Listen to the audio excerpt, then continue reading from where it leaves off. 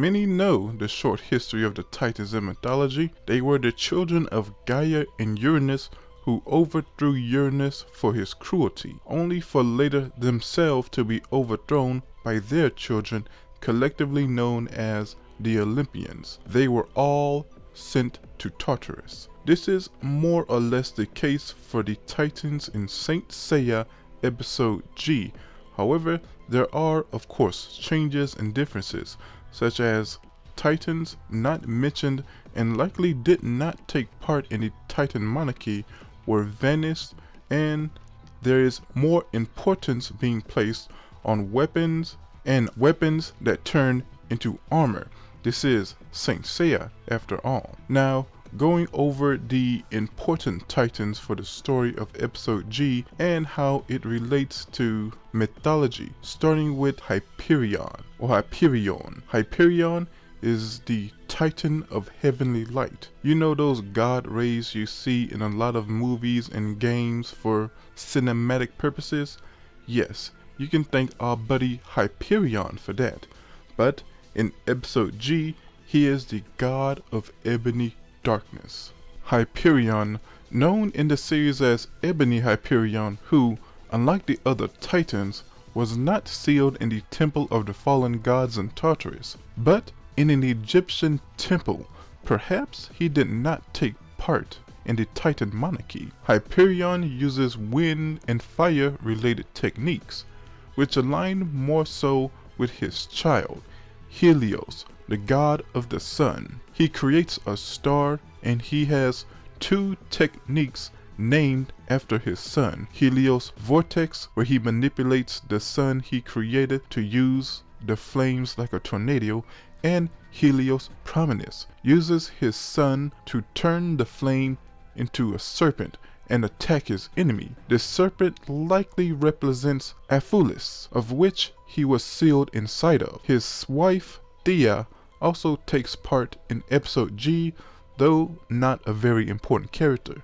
Another figure in episode G is Koios, Titan that represents intellect. Not an important figure, but he did take part in the Titan monarchy. Of course, defeated and sent to Tartarus, which he almost managed to escape until being stopped by Cerberus. In episode G, he uses the power of dark lightning, hence his name, Dark Lightning Koios. His wife, Phobos, also has a small part to play in the story. She is the god of light and bright intellect. She assists her husband by giving him her planet in battle. Sadly, can't find anything that relates to his mythological counterpart. Kryos, one of the elder titans. He is the god of heavenly constellation. He fought Zeus and was sent to Tartarus, but Zeus felt pity for him and eventually set him free. Perhaps his most important role is being the father of Arcturus, the star, Pallas, the god of warcraft, and Perseus, titan of destruction. In episode G, he is known as Galaxy Kryos, or Kryos of Galaxies, who, like the other titans, was vanished to Tartarus and now seeks to bring back the true power of Kronos. As a fighter, he is a swordsman that wields the astral blade, aesthetically a switchblade type of weapon that changes shape. Sadly, I can't find anything that relates to this character in mythos as far as techniques are concerned. Ioptis, another one of the elder titans, often considered one of the most important titans in the formation of the universe and humanity. One of the four heavenly pillars of the universe, north, east, south, and west, which are represented by the titans that held down Uranus to be castrated by Kronos. He is, in a sense, the father of mankind, and his child Prometheus brought fire to man and was severely punished.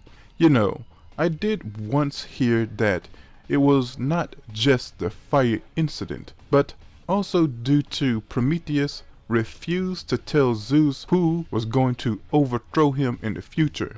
But I'm not quite sure on that. Now, Iapetus is known as the Piercer and god of mortal life. In episode G, he is known as Dimension Iapetus. Like all Titans but Hyperion, he was brought back from the temple in Tartarus. His power revolves around cutting space-time, creating rifts from his world into ours. He even summons a Hentanchira, or a hundred-hander, an ancient god whose many fists can open space to attack from all directions. He also fought alongside his wife, Demas of Justice, who takes the most active role of the female titans, whose symbol is the iconic scale of justice. Her strongest technique is Barbarous Telton, the sins of humanity, which she puts down upon her enemy, which is heavier than the weight of the universe that the Titan Atlas must lift. Now perhaps his greatest power is the power of creation. He created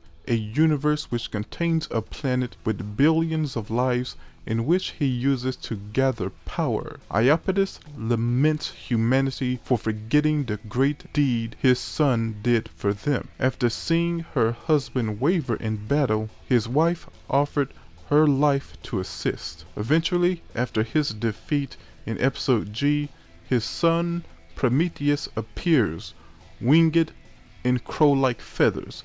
Many, including myself, like to believe he skinned those feathers from the bird that ate his kidneys. Okay, something that came to me while writing is I should score these characters based on creativity, design, personality, and how it complements the mythology, starting with least to greatest. Cryos. There could have been a lot done with this character in a series where constellations are so important, so kinda disappointing. As a character, he's strong, fairly noble, and a swordsman with a cool sword techniques, so he gets a C. Koyos, to be fair, there's honestly not a ton out there for the Titans, so I understand a lot of decisions here, but giving him lightning powers is a bit random. Perhaps he could have been given a technique that revolves around chains or something. Still, an amusing enough character, and like the others, he loves his family and his brothers. Overall, I give him a C+. Hyperion. As a character, he's badass, as anyone with a name like that should be. A noble warrior that cares deeply for his family. Technique-wise, some of his moves incorporate the sun and darkness as a reference to light. And he has 2 techniques named after his son. So I give Hyperion a B. Iapetus. Character-wise, he's a bit of a wild lunatic. Ego of a god, but love for family, and like all Titans, fights not only for Kronos, but for the people and their families that fought with the Titans in the Titan monarchy, which, when he killed his wife and those that lived on his planet that protected him, he accepted that he became a demon. While I wish he had something more like a spear, I do love his ability to tear or pierce through space, even summoning his hundred-hander brother to fight by his side. And I also like his feelings towards his son Prometheus. And though their roles were limited, I liked Prometheus and his wife's role. So overall, I give Iapetus a A-. Now, some people have questions and are confused by some things in episode G in relation to mythology. First, I say Saint Seiya is a series that uses mythology more so as background for lore and for aesthetic, but episode G uses more themes. But I think it's silly to think a work must fit strictly like mythology.